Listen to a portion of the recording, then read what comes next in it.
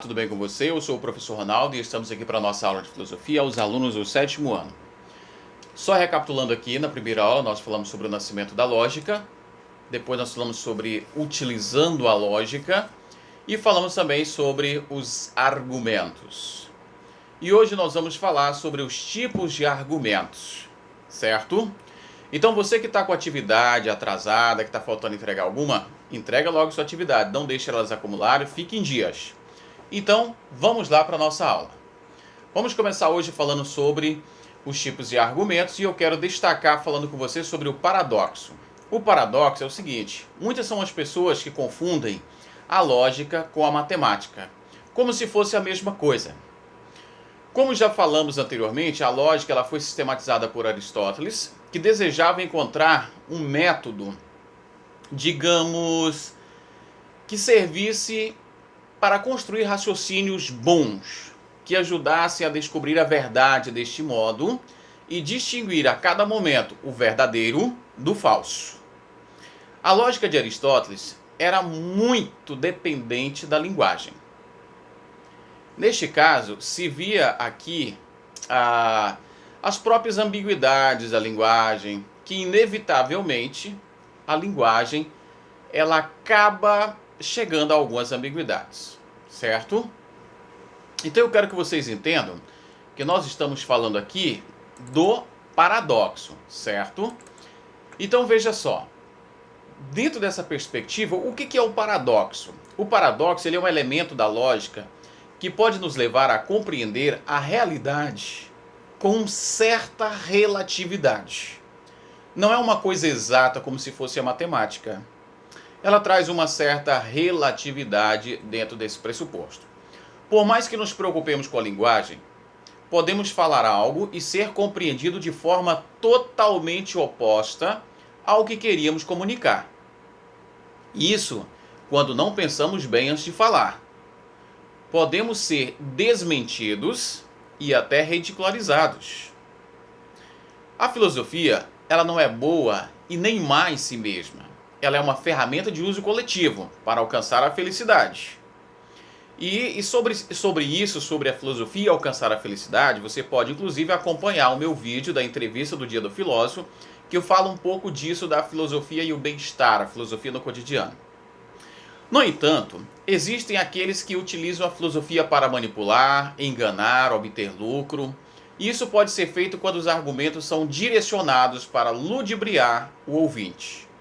Um exemplo muito comum são as propagandas de televisão, que afirmam que por exemplo, propaganda afirma que o nosso cabelo vai ficar mais bonito se usarmos o shampoo X, que o carro bom é o do lançamento, que o tênis bom é o tênis Y, que eu vou ficar mais bonito se eu usar perfume tal, e assim por diante. Será que vai mesmo? Será que não existe outro melhor? Mas no mundo da filosofia também é possível desenvolver raciocínios com o objetivo de desmascarar essas ideias. Para tanto, basta fazermos algumas perguntas antes de sairmos acreditando em tudo que os outros dizem e no que os meios de comunicação desejam que nós adquirimos. Precisamos perguntar. Você pode começar a fazer o exercício questionando as piadas que você costuma ouvir. Você já deve ter percebido que algumas piadas elas têm o objetivo de nos divertir, mas para isso, elas fazem uso de determinadas pessoas como exemplo. São personagens da piada, geralmente o bêbado, a criança, o homem afetivo, a loira, o negro, o judeu, o idoso e entre outros, né? Veja só, experimente raciocinar uma piada da seguinte forma. Alguém vai contar uma piada e começa falando: ah, um bêbado, aí você questiona. O que ele bebeu? Por que bebeu? Estaria ele com alguns problemas familiares? Foi despedido do emprego? Bebeu onde? Com quem? O que queria com essa bebedeira? Quais as consequências de chegar bêbado em casa? Eu vou te garantir uma coisa. Quem está contando a piada dificilmente vai aguentar esse tanto de pergunta. Mas não se preocupe. Foi assim que aconteceu com Sócrates. Quando ele questionava os engraçados do seu tempo com perguntas. Um paradoxo é uma declaração aparentemente verdadeira que leva a uma contradição lógica ou a uma situação que contradiz a intuição comum. Em termos simples, um paradoxo é o oposto do que alguém pensa ser a verdade. Agora que você já sabe o que é um paradoxo, vamos a alguns exemplos de paradoxos famosos e engraçados que foram formados ao longo do tempo e que irão inspirá-lo a pensar melhor e de maneira mais profunda e organizada sobre o paradoxo. Vejamos. O paradoxo do mentiroso. Esta frase é falsa. Veja só. Se o mentiroso diz que essa frase é falsa, veja bem. Se a frase é falsa, então ela é verdadeira, porque ela não é falsa, porque quem disse era mentiroso. E se ela é verdadeira, então ela é falsa, porque está dizendo que é falsa. Você entendeu? Vamos comigo com mais um exemplo que você vai ver melhor. O paradoxo da prova surpresa. Imagine que o período letivo acabe no dia 30. 10 dias antes, o professor avisa aos alunos que até o fim desse período letivo haverá uma prova surpresa. Porém, é impossível logicamente a aplicação dessa prova surpresa. Sabe por quê? Porque a aplicação é da seguinte maneira. A prova não pode ser no dia 30, que é o último dia de aula, pois então no dia 29, os alunos sabendo que vai haver só um dia que está faltando, portanto todos vão saber que a prova vai ser no dia 30. Assim não vai ser surpresa. Sendo assim, no dia 29 passa a ser o último dia possível para que o professor aplique a prova surpresa. Então, no dia 28, todo mundo vai saber que a prova vai ser no dia 29. E assim, o raciocínio pode ser estendido dia após dia, de forma que não resta ao professor nenhum dia para a aplicação da prova para que ela realmente seja surpresa. Agora vamos ao paradoxo do barbeiro. Numa pequena cidade, há um barbeiro.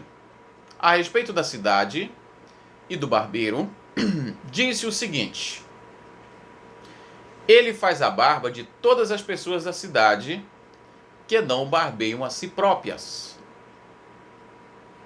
Ele faz a barba apenas dessas pessoas e de mais ninguém.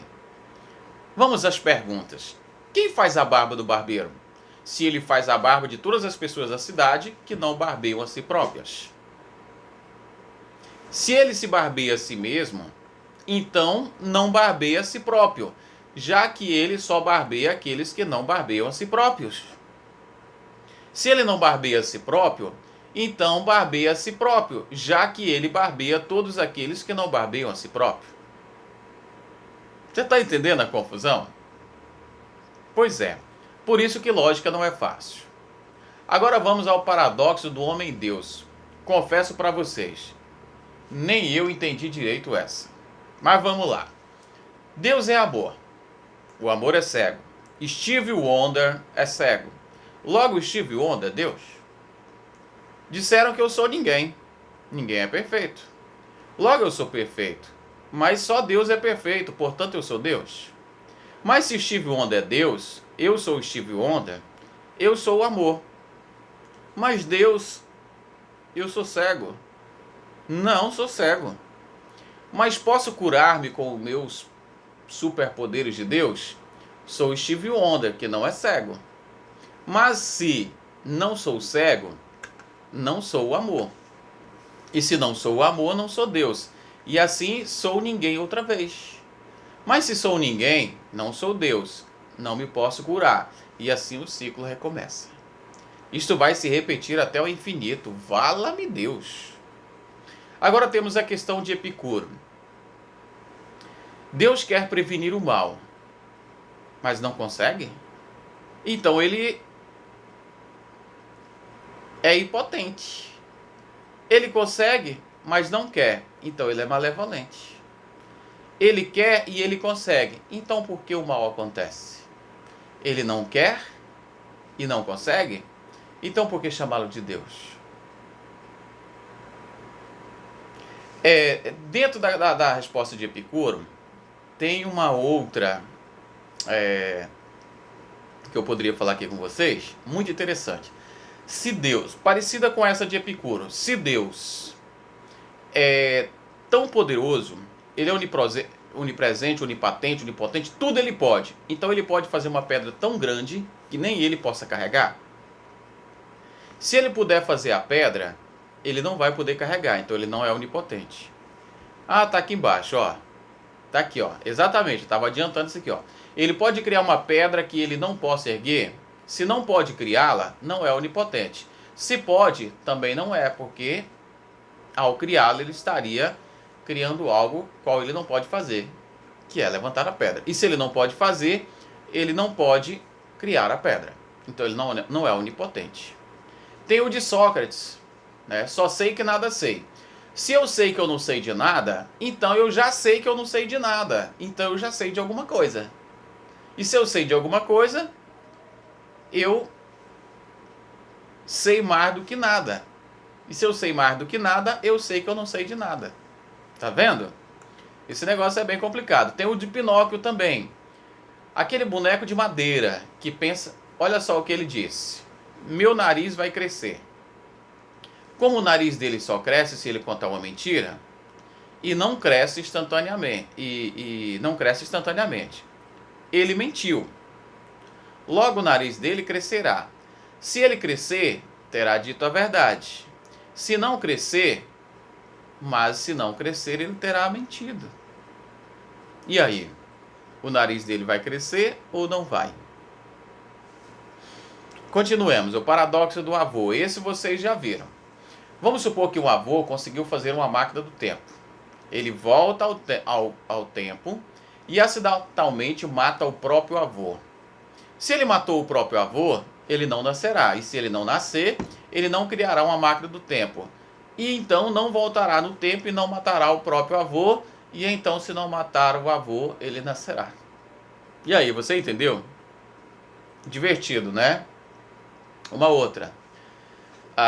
Nós temos também os paradoxos gráficos, que vai entre a arte e a geometria. O paradoxo, por suas vezes, eles são percebidos no mundo das artes de Mauritius Ster. É um raro artista que consegue combinar a arte, ideias matemáticas e elementos da linguagem com o uso do paradoxo.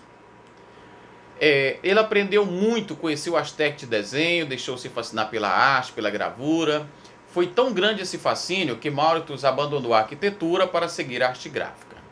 Quando terminou seus estudos, ele decidiu viajar, conhecer o mundo, passou pela Espanha, Itália, fixou-se em Roma e ele dedicou-se ao trabalho gráfico. Mais tarde, por razões políticas, ele se muda para a Suíça e para a Bélgica. E em 1941 ele ingressa no seu país natal. E ele produz várias artes nesse sentido. Uma das principais contribuições da obra dele, desse artista, é a sua capacidade de gerar imagens com efeitos e ilusões de óptica. Você pode ver lá no seu material de estudo. Ele achou muito interessante as formas como cada figura se entrelaçava e como se repetia, formando belos padrões geométricos. Isso ele viu na ilustração, numa visita à Alhambra, na Espanha, tá? Onde ele conheceu e se encantou pelos mosaicos que haviam no palácio da construção árabe. Então, a partir de uma malha de polígonos regulares ou não, ele fazia mudanças, mas sem alterar a área do polígono original, e com isso surgiam figuras de homens, peixes, aves, lagartos, todas envolvidas de tal forma que nenhum poderia mais se mexer. Olha aí que interessante. Você pode ver que tem o desenho lá na sua apostila. Tudo apresentado num plano bidimensional. Como você pode ver, a filosofia possibilita ao ser pensante inúmeras possibilidades de desenvolver suas potencialidades, em que a linguagem e a busca da verdade estão sempre se transformando e sendo expressas conforme o universo do pensador. O artista, o estudante, podem transformar essa realidade. Não foi fácil para ninguém. Muitas foram as dificuldades enfrentadas pelas pessoas que hoje desfrutam de sucesso e reconhecimento. Diante dessa constatação, levantam-se muitos questionamentos direcionados aos sujeitos que se encontram na adolescência. Tipo você aí que está me ouvindo, começando a sonhar com o futuro. Quem somos nós? O que queremos? Quais os meus sonhos? Quais os meios para alcançar os meus objetivos? Pois é, dentre muitos outros questionamentos que podem ser feitos. O que mais importa é começar a tomar consciência da própria condição humana e traçar um projeto de vida. Afinal, ter lógica é ter direcionamento. E aí eu quero deixar para você mais 3 perguntas. Primeiro, por que você existe? Essa pergunta, nós estamos falando da sua missão de vida. Causa, motivo, razão, circunstância pelo qual você existe. Você existe para quê? Você já parou para pensar nisso? Que falta faria se você não existisse? Você ia fazer falta para alguém? Por quê? A segunda eu quero deixar é qual é o seu projeto de vida. O que você quer para o futuro? E terceiro, o que é mais importante para você? E então agora você vai responder as perguntas que estão lá no material. Escreva cada uma delas, são 2 perguntas, cada uma tem vários itens. Não é de marcar, viu? É para responder. Tudo bem? E se você conseguir, tenta fazer o desenho de um desses paradoxos. Tá certo? Desses que a gente falou que está no material. Você pode escolher se você quer fazer o desenho lá do paradoxo do primeiro que a gente falou, né? Que é o paradoxo do mentiroso. Você pode fazer da prova surpresa, do barbeiro, do homem-deus, do Epicuro, do Sócrates, da onipotência de Deus, do Pinóquio ou do avô. Certo? Ou da geometria. Tá certo? Então, bons estudos para você, um grande abraço, se cuida, continue estudando, a pandemia não acabou e eu vou compartilhar uma lista com as atividades que já foi feita. O X indica o que você já fez. Se está em branco, é porque você não fez ainda. Coloque suas atividades em dias. Grande abraço, fique com Deus e bons estudos.